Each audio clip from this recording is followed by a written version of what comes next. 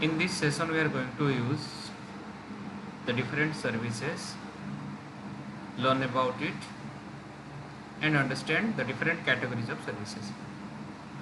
So to use these services, first sign into AWS Management Console. After that, these are the list of services having category wise, like compute category, EC2, Lightsail, Lambda, Elastic Beanstalk and many other services are there.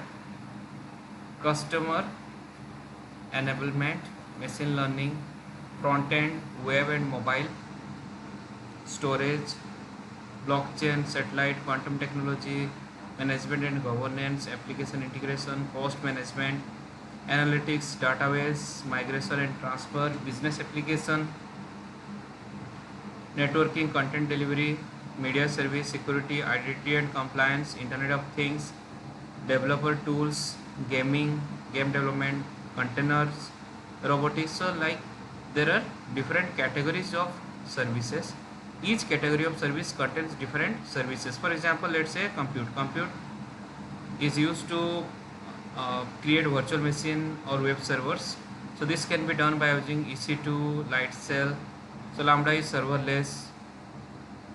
Like deployment can be done in Elastic Beanstalk. So there are different types of services under each category.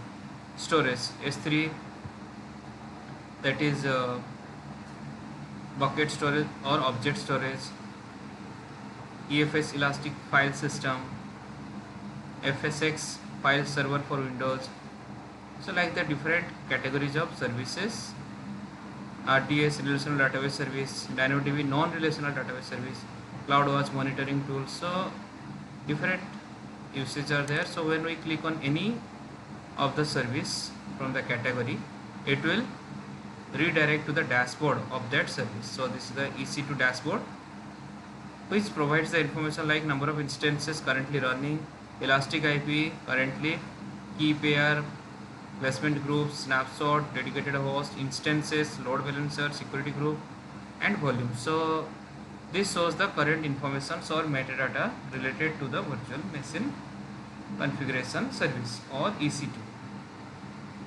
So in this way, each service has its own dashboard which contains the information required for that service. And if the customer wants to use these services, then the customer has to click on that particular service and pass the parameter. Like if the user wants to create EC2 instance, then the user has to create launch instance. Under launch instance, the user needs to pass different parameters. Once the parameters are being passed, it can able to create the virtual machine or configure the virtual machine. So in this way, different AWS services can be used by cloud users, implement them, configure them by passing the required parameters over AWS Management Console. Similarly, the services can be used through command line interface or SDK or API.